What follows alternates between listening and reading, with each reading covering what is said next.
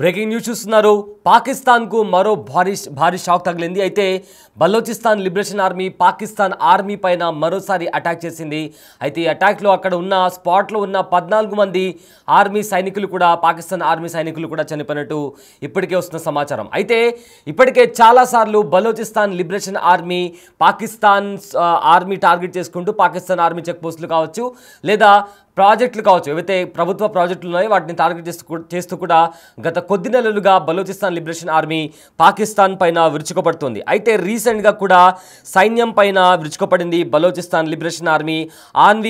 Army కాన్వాయ్ని గురిచేసి బాంబులతో ఐఈడీ బాంబులతో దాడి చేసింది బలోచిస్తాన్ లిబరేషన్ ఆర్మీ. దీంతో ఆర్మీ వాహనాలు బ్లాస్ట్ అయిపోయి ఎక్కడికక్కడ దానికి సంబంధించిన డెబ్రీస్ కూడా చెదురుగా పడి ఉన్నాయి. అయితే దీంట్లో ఈ దాడిలో స్పాట్లోనే 14 మంది పాకిస్తాన్ సైనికులు కూడా చనిపోయినట్టు ఇప్పటికే మనకు వస్తున్న సమాచారం. దీంతో పాటు అక్కడున్న మరికొంతమంది సైనికులు కూడా తీవ్ర గాయాలైనట్టు తెలుస్తుంది.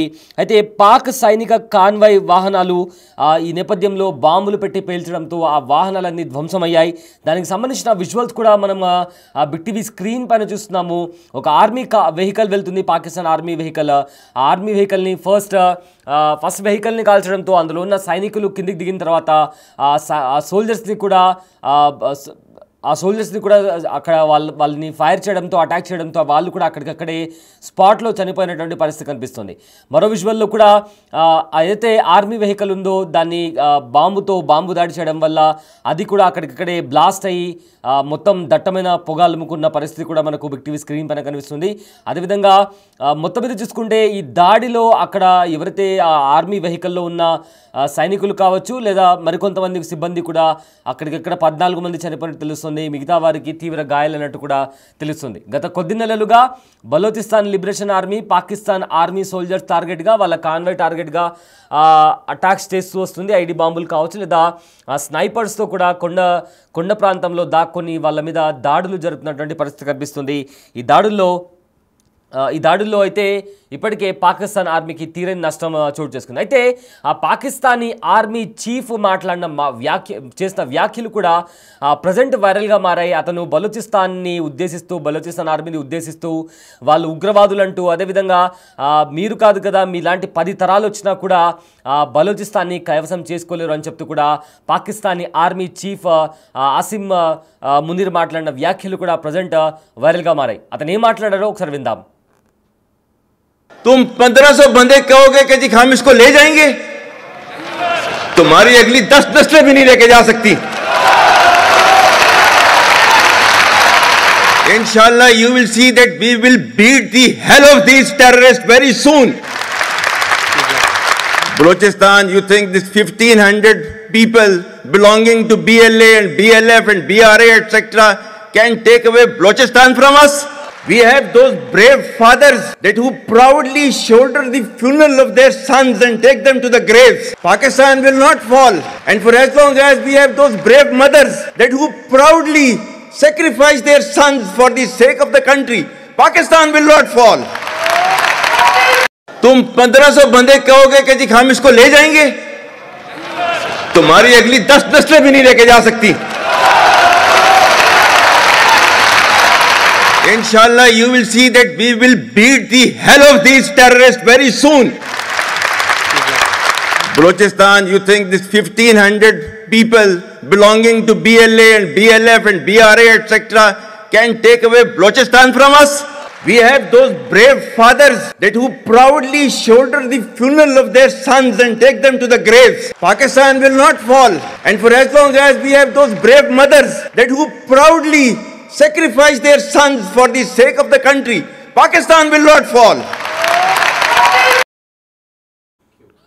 విన్నారు కదా, కేవలం మీరు 1500 మంది ఉండి బలోచిస్తాన్ లిబరేషన్ ఆర్మీ అని పేరు పెట్టుకోగానే మీరు పాకిస్తాన్ని మమ్మల్ని నుంచి తీసుకుపోలేరు, మీరు కాదు కదా మీలాంటి 10 తరాలు వచ్చినా కూడా పాకిస్తాన్ నుంచి బలోచిస్తాన్ని తీసుకుని పోలేరు అంటూ కూడా ఆసిమ్ మునీర్ హాట్ కామెంట్స్ చేశారు. అయితే ఇదే నేపథ్యంలో బలోచిస్తాన్ లిబరేషన్ ఆర్మీ కావచ్చు లేదా ఇతర సంస్థలు కావచ్చు ఎవరైతే బలోచిస్తాన్ కావాలి అని అంటున్నారో వాళ్ళందరూ కూడా ఉగ్రవాదులు.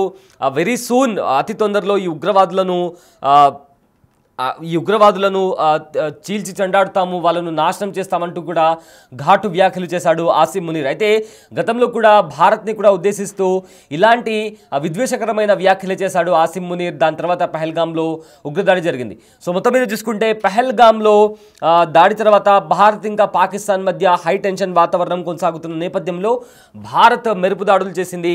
ఇటు భారత్ దాడులు చేస్తున్న నేపథ్యంలో మరోవైపు నుంచి పాకిస్తాన్కు నిద్ర లేకుండా చేస్తుంది బలోచిస్తాన్ లిబరేషన్ ఆర్మీ.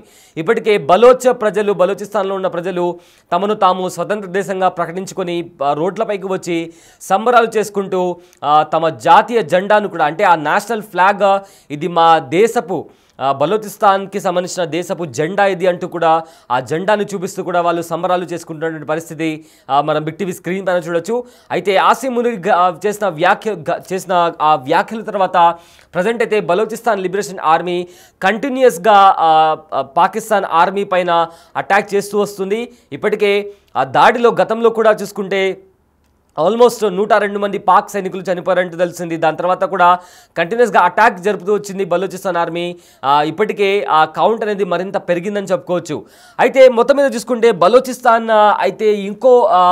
బలోచిస్తాన్ తరపు నుంచి కూడా కొన్ని కామెంట్స్ వినిపిస్తున్నాయి.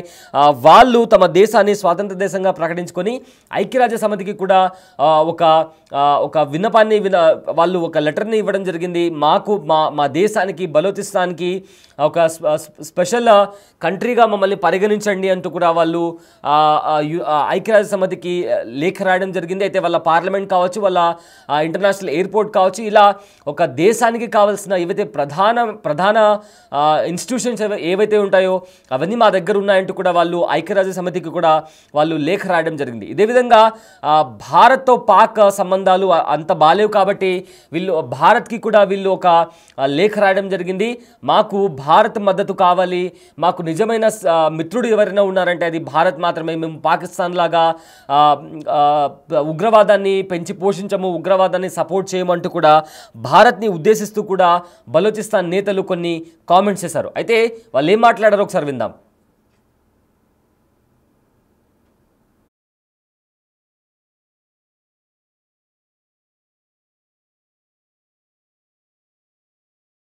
बहुत अच्छा दिन है, बहुत जबरदस्त दिन है। आज हमारे भाई ने हमारे 50 साल दुश्मन को मारा। ये वो बुज़दिल दुश्मन है जो 50 सालों में हमारा मुल्क को उन लोगों ने तबाह किया। ये बहुत अरसे से हमारे बख्तियार को, हमारे खोस्त को, हमारे जलालाबाद को, हमारे कोतक को, लोगों को मार रहे हैं। आज हम लोगों ने जश्न मनाया है चाय के साथ। इंशाल्लाह ये जश्न होगी, ये जश्न बहुत अच्छा दिन है, बहुत जबरदस्त दिन है। आज हमारे भाई ने हमारे 50 साल दुश्मन को मारा। ये वो बुज़दिल दुश्मन है जो 50 सालों में हमारा मुल्क को उन लोगों ने तबाह किया। ये बहुत अरसे से हमारे बख्तियार को, हमारे खोस्त को, हमारे जलालाबाद को, हमारे कोतक को, लोगों को मार रहे हैं। आज हम लोगों ने जश्न मनाया है चाय के साथ। इंशाल्लाह ये जश्न होगी, ये जश्न आपकी जारियत बहुत नंगी अच्छा हो चुकी है। आपकी जारियत, आपका जंग नंगा हो चुका है। आप चाहे जितने बिलियन डॉलर खर्च करें, लेकिन वो खूनख्वारी जो आपने बलोचिस्तान के गली मोहल्लों में की है उसको नहीं चुका सकते। अरे इंतहा तो देखो जालिमो, आज बलोच माए आपसे, आप उनके वो प्यारे जो आपने मज़ाक करके फेंक दिए, वो आपसे ये नहीं मांगते कि हमें इंसाफ दो, हमारे बच्चों के कातिलों को सजा दो। वो आपसे ये मांगते हैं कि शिनाख्त करके दो कि ये मेरा बेटा है या नहीं है। ये अलमिया है, सोचना चाहिए आपको कि आपकी औकात इतनी गिर चुकी है कि आज वो माँ भी आपसे इंसाफ नहीं मांग रही, वो अपना इंसाफ खुद करेगी और करके रहेगी। भारत कदम बढ़ाओ, हम तुम्हारे साथ हैं। भारत कदम बढ़ाओ, हम तुम्हारे साथ हैं। भारत कदम बढ़ाओ, हम तुम्हारे साथ हैं। गिरती हुई दीवार को एक करता हो। आपकी जारियत नंगी हो चुकी है, आपकी जारियत, आपका जंग नंगा हो चुका है। आप चाहे जितने बिलियन डॉलर खर्च करें, लेकिन वो खूनख्वारी जो आपने बलोचिस्तान के गली मोहल्लों में की उसको नहीं चुका सकते। अरे इंतहा तो देखो जालिमो, आज बलोच माए आपसे, आप उनके वो प्यारे जो आपने मज़ाक करके फेंक दिए, वो आपसे ये नहीं मांगते कि हमें इंसाफ दो, हमारे बच्चों के कातिलों को सजा दो। वो आपसे ये मांगते हैं कि शिनाख्त करके दो कि ये मेरा बेटा है या नहीं है। ये अलमिया है, सोचना चाहिए आपको कि आपकी औकात इतनी गिर चुकी है कि आज वो माँ भी आपसे इंसाफ नहीं मांग रही, वो अपना इंसाफ खुद करेगी और करके रहेगी। भारत कदम बढ़ाओ, हम तुम्हारे साथ हैं। भारत कदम बढ़ाओ, हम तुम्हारे साथ हैं। भारत कदम बढ़ाओ, हम तुम्हारे साथ हैं। गिरती हुई दीवार को एक करता हो। భారత్ కదం ఆగే బడావ్ హమ్ తుమారే సాథ్ హై అంటూ కూడా మనం ఇందాక స్లోగన్స్ విన్నాము. అయితే భారత్ మీరు అడుగు ముందుకు వేయండి, మీకు అండగా మీకు తోడుగా మేము ఉంటాము, అదేవిధంగా మీ అండదండలు కూడా మాకు కావాలి, మీ సహకారాలు కూడా మాకు కావాలంటూ కూడా బలోచిస్తాన్లో ఉన్న రాజకీయ నాయకులు ఎవరైతే బలోచిస్తాన్కి సపరేట్గా దేశాన్ని ప్రకటించాలంటూ వాళ్ళు ఎవరైతే ప్రొటెస్ట్లు చేస్తున్నారో వాళ్ళందరూ కూడా బయటికి వచ్చి పాకిస్తాన్ మీ నిజాలేంటో ప్రపంచం ముందర చాలా క్లియర్గా కనిపిస్తుంది, నగ్నంగా నిలబడి ఉన్నారు మీరు ఈ ప్రపంచం ముందర. అయితే మీరు ఎవరైతే మా పిల్లలను చంపారో వాళ్ళకు సంబంధించి ఆ దోషులను కూడా వెంటనే శిక్షించాలి. అలా శిక్షించాలి అంటే మాకు న్యాయం జరగాలి, మాకు మా దేశాన్ని స్వతంత్రంగా మేము ప్రకటించుకున్నాము, ఇకపై కూడా బలోచిస్తాన్ స్వాతంత్రంగానే ఉంటుందంటూ కూడా వాళ్ళు వ్యాఖ్యలు చేయడం జరిగింది. ఇదే నేపథ్యంలో భారత్ తుమ్ కదం ఆగే బడావ్ హమ్ తుమారే సాథ్ హై అంటూ కూడా కొన్ని కామెంట్స్ పాస్ చేయడం జరిగింది.